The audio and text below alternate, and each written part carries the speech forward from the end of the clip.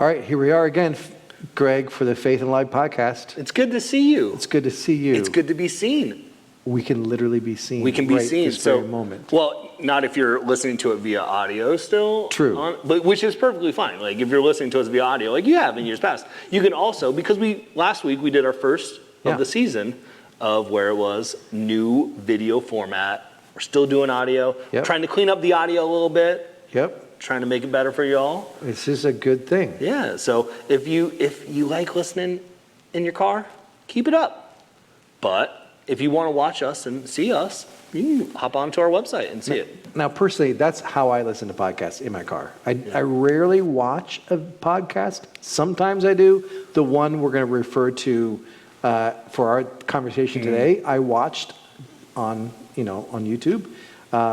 Do you prefer watching them or listening to them? I prefer, depends. Yeah. If I have a connection with the person, I like to see them more. I did watch this one too, which is interesting, but that was because I was laying on my couch and like, I should watch this video that Mike sent me. And I was like, oh, it's not an 18-minute video clip. No. It was an hour and 18-minute video clip. I was like, man, you gave me homework on the weekend. Yeah. But it was so good. It was good. It was really, really good. So I'm glad we can add this visual component to the podcast because some people really enjoy the visual piece of it, and others just driving the car just gives me something to listen to as I'm doing something, or if I'm painting. Not literally, I'm not an artist. If I'm painting a wall. I was going to say, painting a masterpiece while you listen to, who knows, to us ramble on about things. Hey, we got this card deck again. You let me pick a card. I was going to say, I had to pick last time, and I feel like, did you cut the deck? I think I did. All right. I don't know. Let's see. I hope you get the exact same card. What would be the odds of that? What's something that always makes you laugh? Ooh. What's something that always makes you laugh? Something that always makes me laugh? I want to think of like a funny answer. Right. It's such a dad answer. It's my kids. Like they're at the age right now where like they'll do something and I'm like, you guys are nuts. And I just love like the complete unabandoned, just like no filter shame. Like they're just like, this is who I am. This is how I'm going to be. And some of the things that they do, or they catch those moments where I'm like, did you just say that? Like, where it's so funny. And I wish I had an example. But then to kind of balance with that, then there are moments where I'm like, oh my goodness, you are a mini version of my wife, Stacy, or oh my goodness, you're a mini version of me. And like, I'm like, then sometimes it's funny, but then sometimes it's scary. I'm sure. But like, there is multiple times throughout the day where they just crack me up. And I'm like, I had no idea like where this came from. And it's just how they pick and process stuff up. So 9 times out of 10, they crack me up. Yeah, I'd say that with my wife, Darcy, like there's not a day that goes by we don't laugh at something. So it's a consistent part of our home that there's something small or large that we notice or something we said or something happens that we end up laughing about that. Yeah. And that's the beautiful part of our relationship, that we can easily laugh and we share a similar, but not the same, sense of humor. And she gets me and I get her. And that's really, really fantastic. That's so good. So, yeah. All right. Hey, we're going to talk about AI, artificial intelligence. That's just what everyone wants to talk about. And Christian spirituality. Yeah. How about that? The reason why we're talking about it is because we just referenced it. We watched an interview with Jay Kim and Andy Crouch. Yeah. They're church leaders across North American church, really. Silicon Valley, he's the one that Jay is a pastor in Silicon Valley, and Andy seems to be one that works with technology and is very much a faith-based leader in his church too. Absolutely. They had a really very thoughtful, thorough conversation around this topic. And I thought, boy, what a rich topic to continue the conversation with you and I. But it's an ongoing conversation that I felt like that Jay and Andy didn't kick off because people have had these conversations, but they did engage with it in such an amazingly informative, insightful, inspiring way that, boy, we're going to put the link in the show notes for this. You can watch it yourself, see what you think. but at least want to have us unpack it a little bit from what we picked up from it. Yeah. So initially, what were your thoughts about this conversation with artificial intelligence and spirituality? Well, and I think it was important because they talk about how we as a church sometimes are behind the eight ball when stuff happens, right? Like we find ourselves often, and I say that we as a general church, like St. Luke, all the churches, like it seems like we sometimes are playing catch up to culture. Yep. And they pointed out that we kind of were playing catch up in 2007 when the iPhones were coming out and the wave of iPhones, and playing a little catch up with social media of how do we market, how do we utilize that. And what the thing that I found interesting, they were talking about AI, is this seems to be one of the first times though where we're approaching it more with a discernment that we haven't done that with the other ones, right? Like everyone's like, oh, in a way that I can communicate with people better and faster and more quickly with a phone. Yes. Oh, I can see what my friends are doing on like pictures. Like there was more like it just, they talked about how it was just more like people were excited for like these new waves of technology. And I thought that was interesting because we have this kind of, when we say AI, some people are like, yeah, I love what it can do, and others are like, oh, I'm weird. So they approach it like we're coming into a new wave of where we're approaching it with a little discernment of like, is this good? Is it bad? How much is good? How much is bad? And I thought that was a really helpful way to kind of frame it as they were talking. Yeah, because there is value to it. We've already delved into the value of it. I think we're scratching the surface of what AI can do for us. But with anything, everything's got a downside, and this has a downside to it. And they point out some things as it affected our relationship with God. One of the things they point out is the way of Jesus is profoundly relational and embodied. So Jesus is the incarnation is important. Yeah. That in the enfleshment of God in Jesus, and then his relationship with other people, as we read in the Gospels. But as we talked about last week with the hearing from God, God continues to be relational to us, using ordinary life to speak to us. Yeah. Ordinary people like you or somebody else to interact with us and help change the trajectory of our lives in small and big ways. And that's all spirituality. That's the spiritual life. Trusting that God is still speaking, but he does that in a relational and an embodied way. And the risk of AI is it pulls us away from embodiment into the digital world, and that makes the embodiment of messages less important. Yeah. That's how I read it, or heard it. Well, and it was interesting too when they started the conversation of this idea of what is AI, right? And they brought down a really important definition of technology and devices. And technology is a concept of like, there's tools that you can use, but a device is something like, he used the example of if you used hammer and nails on a roof, that's a tool, right? Like it still needs your power. It still needs a lot more of but if you use a nail gun, you can get a lot faster, and it's a lot. Mm-hmm. And so he kind of broke this down with the whole idea of devices. And he was talking about how did Jesus interact with technology in their day? Because we don't, and people would go, Greg, you didn't have a cell phone. I know that. But we broke it down into there's two technologies. It's kind of like writing is a form of technology, and money, right? And he was like, Jesus didn't use either of those. Right. Which I was like, I thought about that. I've never like processed as much as I've read the Bible. Like, why didn't Jesus write something down? Well, the only time he ever writes anything down, he's writing in the sand, and then it's erased. Right. Now, he probably used money. Yeah. As a means of just living life. Yeah, but even in that example, they say like, he's like, when someone asks him like, oh, what do we do with taxes? He's like, someone give me a Yeah, that's true. Right? And he's like, they're giving me a coin. And he's like, oh, yeah, whatever Caesar's gives. Does it like, he didn't even have it on him. He was like, someone else give it to me. That's true, exactly. And so I thought it was interesting of how it's utilized too with that, because it really then focuses on Jesus, like you said, and that's why I went into this, is the relational aspect of the face-to-face with people, those moments. And I think how important that is, that we need to embrace that like Jesus did. Yeah, I mean, the spiritual life is relational, and they point out that we want to, AI can help us with our relationships. And it can do that. by giving some tips or some insights. But ultimately, relational development with another person or with God is a long, slow process of trial and error, of being nervous, of being scared, of being happy. But that's all in the interaction of the space between human beings. That's part of the learning process of maturity as a human being. Yeah.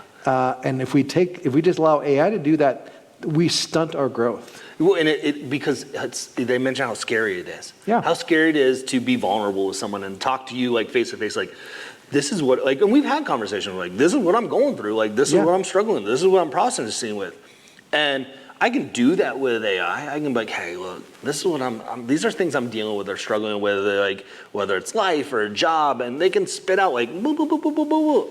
And it's safe, right? Because there's no fear of like, well, what's Mike going to say to me? Is Mike going to use what I've said to him on a pod? Like there is this vulnerability, but I think that then deepens our relationship because we have that shared experience too.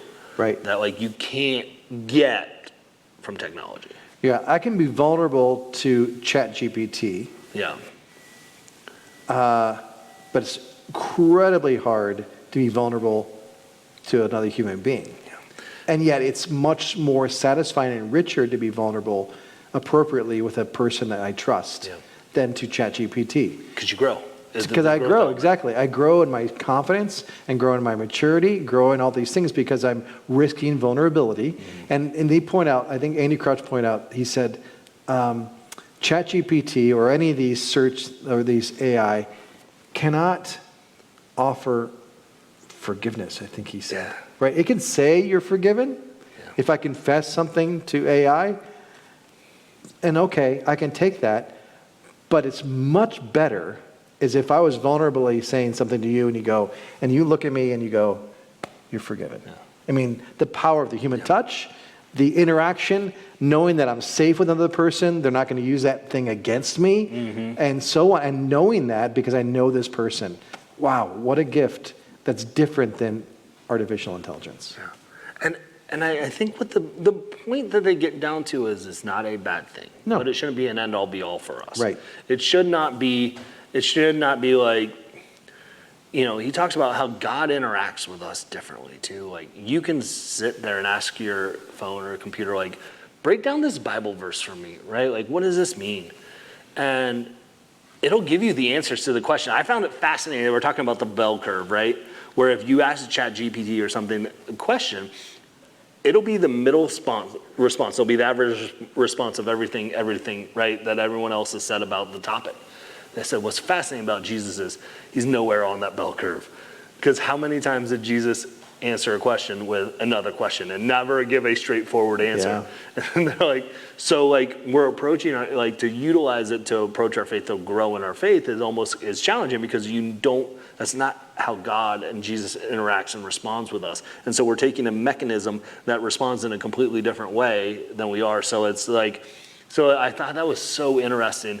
They said like the one time like Jesus did answer a question in the Bible was like when they're like, oh, what's the greatest of these commandments? So like love God, and then they're like, but then he put his own Jesus twist on it still at the end. Yeah. Like the one time he answered a question, he still didn't even answer it straight up. Yep, exactly.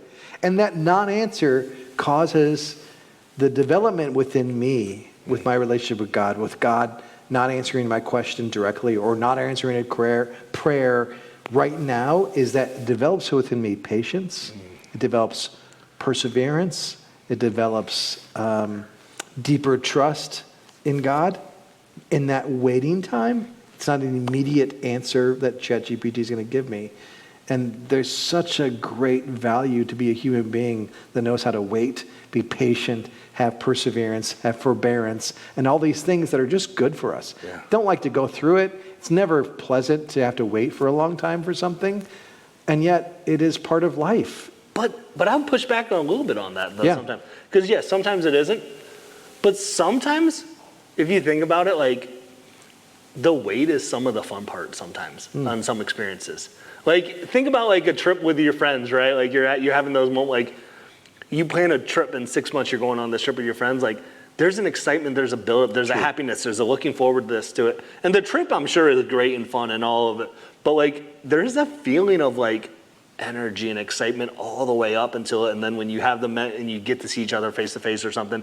So I think there's both sides to the waiting. I think there's patience and skill, but then there also develops gratitude, right? It also develops like, oh my goodness, I can't wait. Like, and then makes the experience, like, the experience might not even be as good as the process of waiting because of what the emotions that build up and filled up in us. And I think that also is, it's interesting because we talk about it on the podcast all the time, like, Jesus is countercultural. Well, to not answer someone when they ask you a question is very countercultural to our society.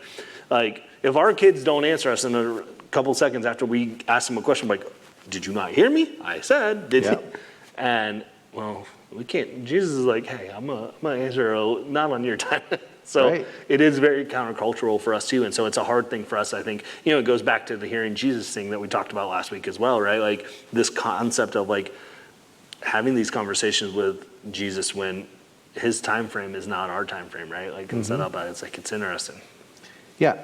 So if somebody asked me, Mike, have you used AI? I would say, yes, I have. I've wrote used all the sermons that he's done. All the sermons, exactly. Guys, that's why they've been really good. Right. That's right. So I have used it, and there's a value to ChatGPT, for example. That's my go-to source. There's a lot of different ones. But one of the things they point out was I found myself nodding my head the most. And that was when they talked about like the sacred work that we're called to do. Like, I could use ChatGPT, for example, to give me an outline for something, or create a flow of a meeting, and then just kind of I look at it as an assistant that's going to get me started on the thought process. It's going to shorten that time frame, but I'm still going to do the work. It's just helping me think through it that way. But the sacred work of, for me, like writing a sermon, or a devotion. I don't go to ChatGPT because it's my relationship with our Lord and the people that I'm called to serve. That has to come from here, not from here. It's got to come from my heart. And that heart work is my relationships. And that sermon or devotion has to come from the deep part of who I am and who God has made me to be, as opposed to just some nice points I got from somewhere in the ether of online world. And that's the sacred work. And it's hard work.